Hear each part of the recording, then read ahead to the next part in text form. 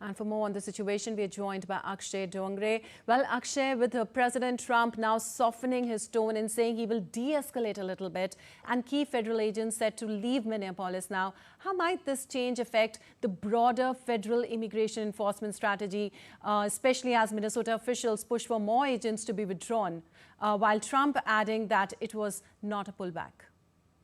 Well, absolutely, it is going to impact the sort of narrative that Donald Trump has been trying to build, and especially, sending federal agents, sending ICE agents into your own state is not exactly a border control measure in any sense.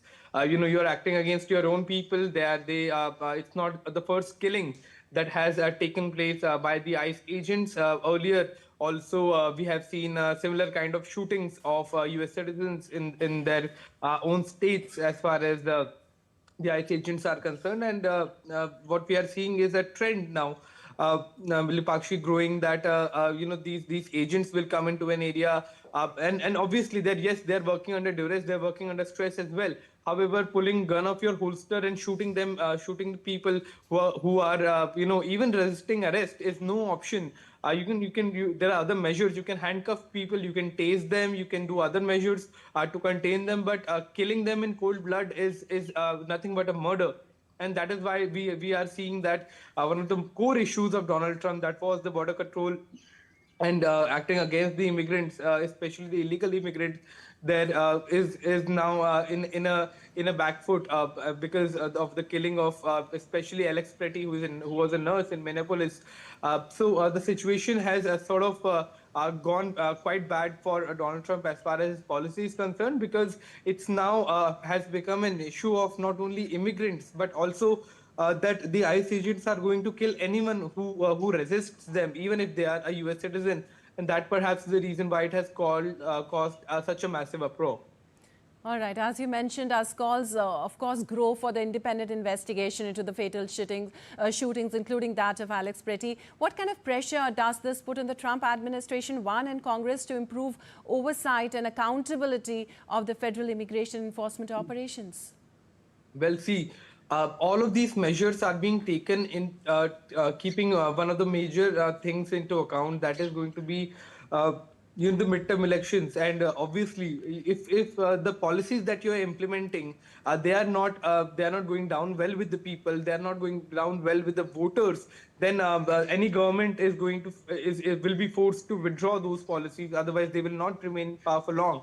And that is what is happening with the sort of action that Donald Trump is taking against the immigrants. Because if you look at it this way, this entire policy of acting against immigrants, illegal immigrants and illegal aliens from getting into US borders is being done to please his voters, to please his MAGA base, who have been calling for the illegals to be deported, and that perhaps has been one of the core agendas of Donald Trump. But if you look at it this way, that the kind of action that has been taken is not only proving to be ineffective against deportations, because the numbers are out that far greater numbers of deportations happened under the Trump administration, Right. under the Obama administration and the Joe Biden administration, and that perhaps is not going down well with the voters as well, and the midterms are near. So Donald Trump, you can say, is forced to de-escalate. Otherwise, the situation can get worse, not only on the ground, but also for his voter base that have been supportive of his ideas so long. Absolutely. The situation can definitely get worse. But on the other hand, Akshay, also the turmoil could even result in a fresh US government shutdown, with Democrats also threatening to block approval of the routine spending bills up for votes in the Senate later this week. How do you see that? Well, that's also true, because the shutdown remains on cards. But a bigger threat rather is a widespread protest spreading across the country. The people getting together, people getting in large form of protests, and then these ICE agents can do what they have been doing. If there is a large number of resistance, these kind of incidents of shooting of their own citizens can become even more widespread, and something that the US is accusing Iran of. they can themselves be found guilty of doing it, suppressing these kind of protests. So it seems that this was the only logical solution to de-escalate, and in the future, the Trump administration will have to come up with more sort of sensitive policies towards implementing these border control measures. All right, Akshay, thank you so much for all that analysis.